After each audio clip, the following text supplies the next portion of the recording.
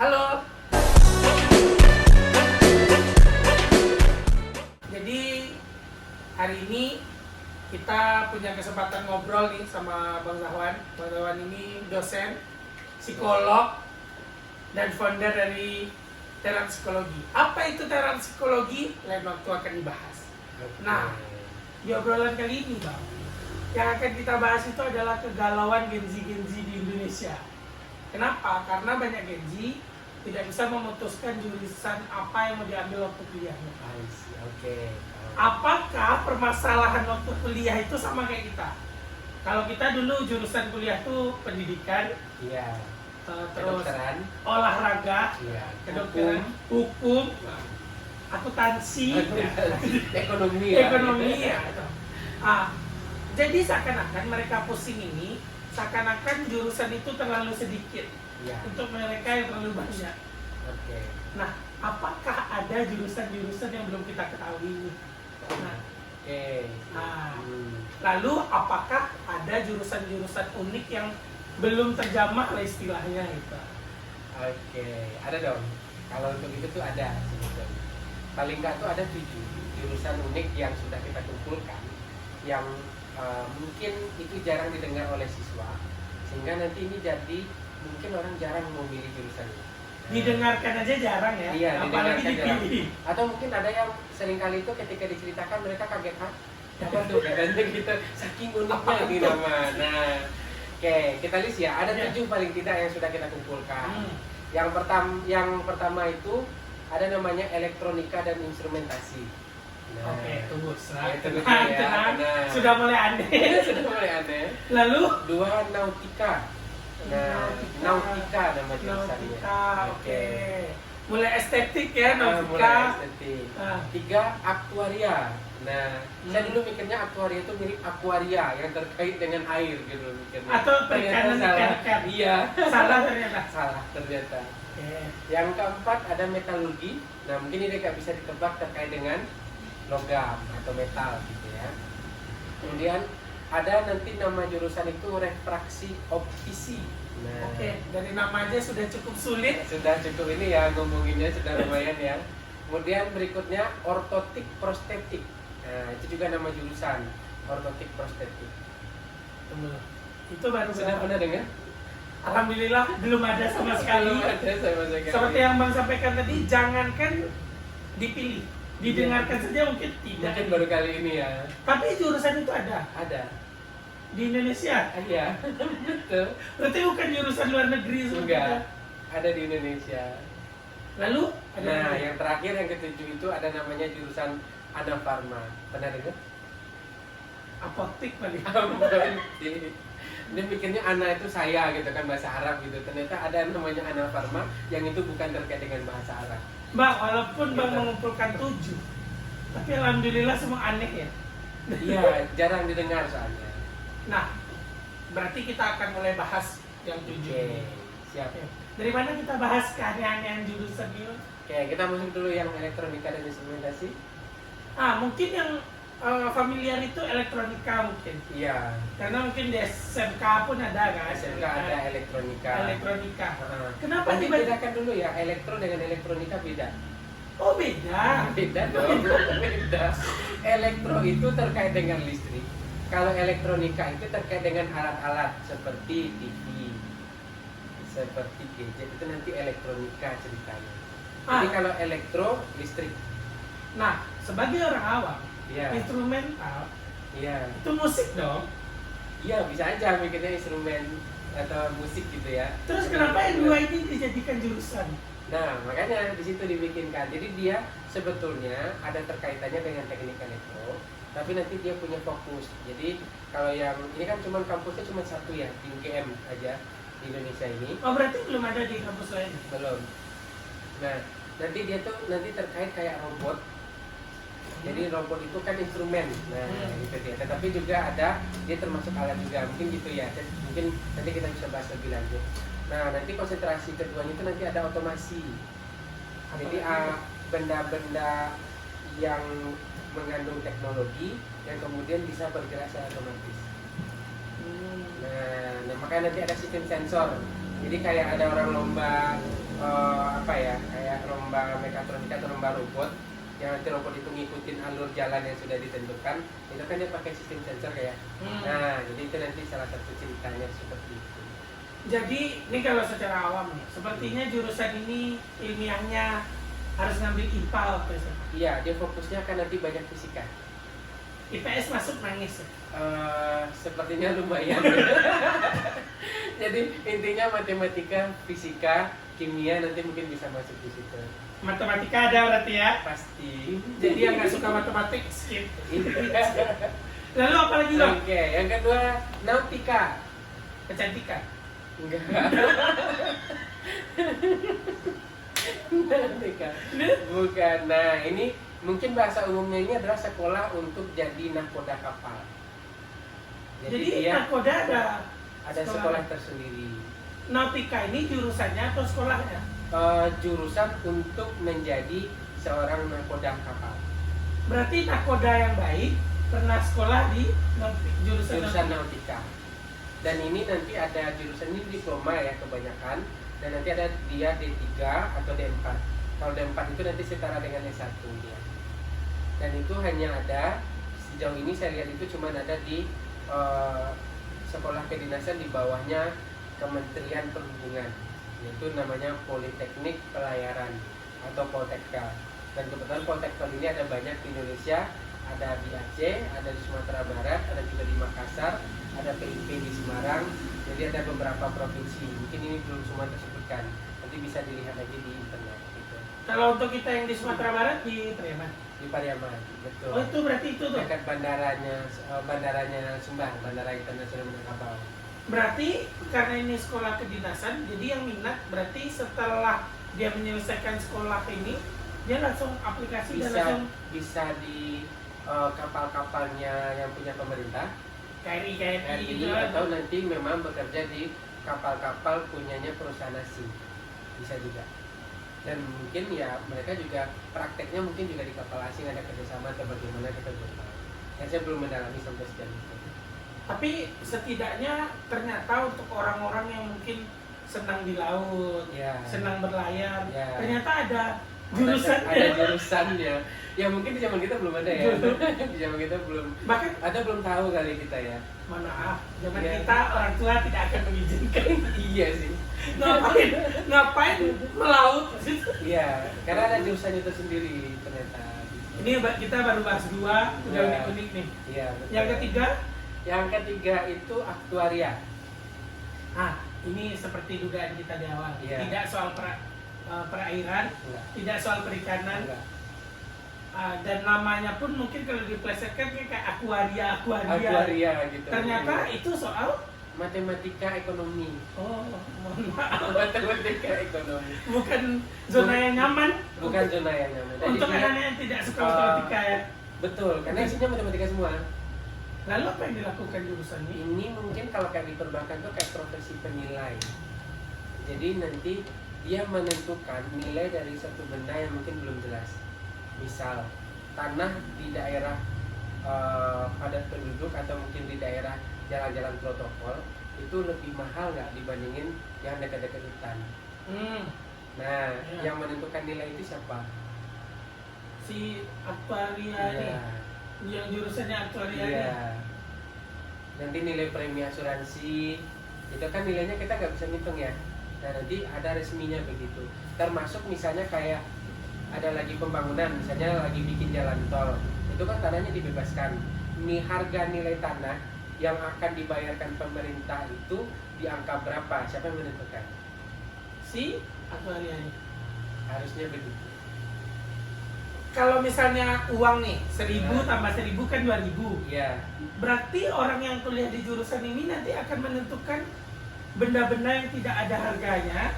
Belum jelas harganya. Belum jelas Belum ya. jelas Tapi harganya. dia punya harga. Tapi ya jelas Ya. kayak gedung yang baru dibikin akan dijual harganya berapa, sama gedung yang lama ditinggal harganya berapa, beda nggak?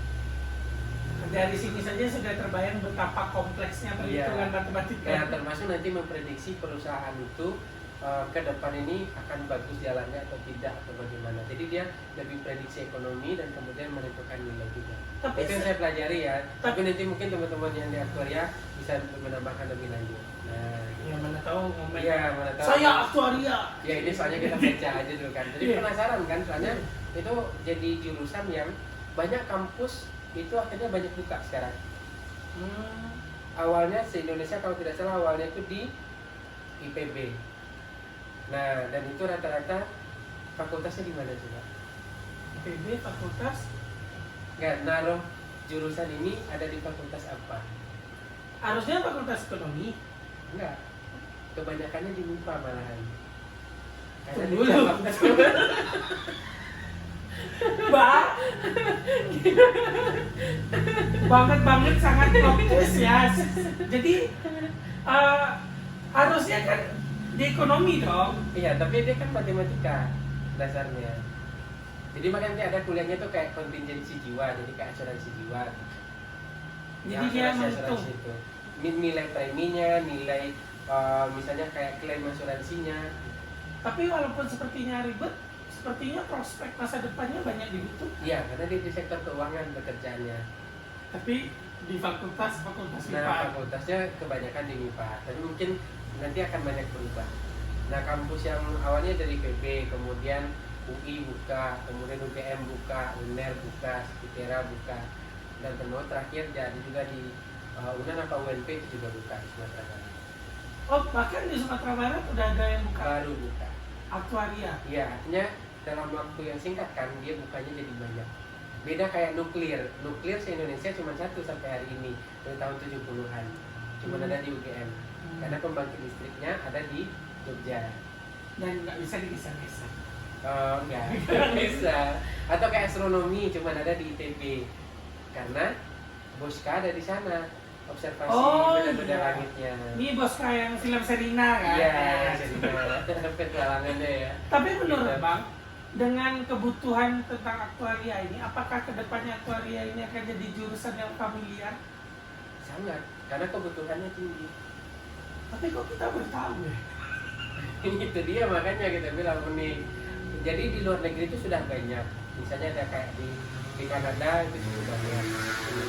Dan berkembang bahkan ada profesinya. Jadi nama profesinya aktuaris. Jadi kalau di kesehatan dokter, nah kalau mungkin di salah satunya di sektor keuangan itu aktuaris ini yang mereka harus mengambil jurusan aktuaria terlebih dahulu. Jadi orang yang bekerja di bidang ini nanti namanya aktuaris tuh. Aktuaris. Nah, Ini baru 3 nih. ini baru 3 ya. Udah mulai mindset kita udah diobrak-abrik nih. Ternyata hal-hal Unik ya, aneh ya? itu ada lah. Ada. Jadi Ternyata- seluas itulah sekarang jurusan itu, dan kemudian kita betul-betul jadi dipecah-pecah lah ilmu itu menjadi sangat spesifik. Walaupun kita baru tahu 3, jadi sebenarnya agak tidak masuk logika ketika seseorang kayak kehabisan jurusan sekarang ini. Nah, mungkin karena kita belum familiar dan malas membaca. Malas membaca. Jadi itulah yang dibutuhkan sebetulnya. Oke, mari kita next ke yang keempat. Oke, yang keempat itu metalurgi. Ini tentang logam. Bisa kayak baja ringan mungkin gitu ya. Atau nanti terkait dengan logam untuk kebutuhan industri. Oh, berarti mungkin fokusnya ke Logam. logam. Dulu itu sejarahnya yang saya tahu tuh cabang dari ilmu yang lain kalau tidak salah elektro atau apa. Akhirnya dia menjadi ilmu yang lebih stabil, kemudian dia berpisah dan kemudian fokus pada bidang logam. Kalau bagi orang awam kan biasanya yang dikejar tuh tambang emas, tambang Iya, emas ya kan. iya. Ternyata sekarang udah ada logam. Ada logam. Itu dia. Jadi makanya unik-unik ya. Oke, oke, Kayak oke. orang, dan karena kebutuhan industri berarti dia diproduksi skala besar, maka kebutuhannya jadi meningkat. Dan metalurgi ini berarti memang industri akan memiliki orang-orang fokus pada logam. Iya. Jadi orang ini akan menentukan kualitas logam seperti itu. Analisis mungkin atau mencampurkan logam sehingga menjadi model yang baru. Kayak dulu kita bikin atap itu pakai kayu untuk ini naruh seng-seng atau naruh genteng. Ya. Sekarang sudah ada baja ringan. Oke. Nah, kayak Berarti gitu. perkembangan itu mungkin Perkembangan itu mungkin salah satu aplikasinya ya, mungkin Iya. itu yang saya pahami dari ininya. Gitu. Tapi kalau kita lihat jurusan yang 4 ini, kalau kita dalami kayaknya seru dan butuh waktu yang enggak singkat tentu Nggak ya. singkat juga. Oke, kita lanjut dulu yang kelima. Yang kelima, refraksi optis. Oke, mulai berat. Refraksi ini apa nih? Pernafasan. Mungkin lebih familiarnya kata optisia, optik. Ya. Ya, ini bidangnya ini adalah dia memang terkait dengan kesehatan mata. Makanya kalau lihat di optik-optik, nanti boleh lihat di sertifikat-sertifikat yang ada di optiknya. Biasanya nanti ada penanggung jawab optik siapa, terus namanya, nanti gelarnya AMD-RO, ahli media refraksi optisi. Oh, itu jebolan jurusan ini. Jadi dia tahu tentang kacanya bagaimana, gagangnya bagaimana, terkait kesehatan matanya cocok bagaimana. Apakah ini masuk fakultas kedokteran? Tidak, di kedokteran sendiri tidak dibahas itu. Karena dokter mata spesialis kan. Oh ya. Nah, ini dia. I see. Ini tentang optiknya ya. I Gitu. see. Gitu. Apalagi? Ortotik prostetik. Oke. Mulai dari optisi ya. Iya. Apalagi nih Bang? Ortotik. Nah, mungkin sederhananya gini. Ini profesi di bidang kesehatan yang membuat alat-alat yang terkait dengan penguatan tubuh. Apa contohnya? Kayak kaki palsu, atau mungkin nanti ada kayak jubah ya, yang orang yang tulang punggungnya letter S atau scoliosis, nanti kan ada untuk penahannya. Nah, itu alat-alat itu termasuk misalnya kayak ada yang tulang retak kemudian dikasih gips. Nah, gips itu yang ininya dari mereka, dari teman-teman yang belajar ortotik prostetik. Dan dia terhitungnya tenaga kesehatan. Kalau lihat di data SISDMK atau Sistem Informasi SDM Kesehatan, itu termasuk tenaga kesehatan. Tapi uniknya jurusan ini, mungkin kadang kita kan nggak ngeh atau sepele lah sama benda-benda tersebut. Tapi bahkan untuk membuat benda-benda tersebut yang mungkin bagi sebagian orang dampaknya besar sekali, ketika mungkin membantu kakinya yang mengalami kecelakaan gitu kan, atau membuat seperti yang Bang katakan tadi, membuat alat bantu tulang seperti itu. Ternyata ada jurusannya. Ada jurusannya sendiri. Nah, berarti saat ini sebenarnya kalau kita punya minat bakat yang unik-unik itu sebenarnya jurusannya ada. Sudah ada, cuman memang nah itu dia, pengenalan kita terhadap jurusan mungkin belum cukup mendalam. Dan mungkin fasilitas untuk mengenal tuh begitu. Apakah terapi psikologi berhubungan dengan itu? Ya, kita akan mencoba memfasilitasi itu. Jadi ini baru 7 dari 6, ada satu lagi loh, belum. Tadi baru 6 7 jurusan ini. Dari semua jurusan yang ada di Indonesia ini belum seberapa nih? Kalau yang negeri yang kita punya datanya di terapi psikologi itu ada sekitar 900. Ya, ini baru 6 kita diskusi hari ini. Sementara kadang dalam satu kelas 30 siswa aja memperebutkan 3 atau 4 jurusan cuman kan? Iya. Berarti ada 800. Ada 800. 96 lagi gitu. Yes, betul. Sepertinya kita harus membantu generasi ini untuk mengenal jurusan-jurusan yang ada. Betul. Lanjut, jurusan apa lagi Bang? Nah, yang ketujuh kita akan bahas jurusan yang mungkin baru pertama kali untuk banyak orang, tapi mungkin familiar di bidang kesehatan juga. Nama jurusannya adalah Anafarma. Anafarma. Ya. Secara nama kan memang kesehatan sekali. Farma ini ya. Farma. Ya. Mungkin kita mikirnya farmasi tentang obat. Tapi kalau ini dia lebih spesifik. Dia membahas tentang analisis bahan-bahan beracun yang ada di makanan, minuman, di produk kosmetik, dan juga misalnya kayak obat tradisional. Jadi dia menganalisis bahan-bahan beracun itu. Jadi mungkin kebayangnya sekarang kalau tahu begitu, mungkin kerjanya kayak di BPOM gitu, atau nanti di perusahaan-perusahaan makanan. Tunggu, tapi ibaratnya ini spesialis untuk ngecek bahan-bahan racun. beracun. Ya, ngecek bahan-bahan beracun di ada di pabrik-pabrik mungkin yang memproduksi makanan gitu, atau nanti BPOM memvalidasi apakah ini aman atau layak atau gimana gitu untuk beredar di masyarakat gitu. Berarti ketika ada sebuah produk, nanti dia akan lihat zat racunnya.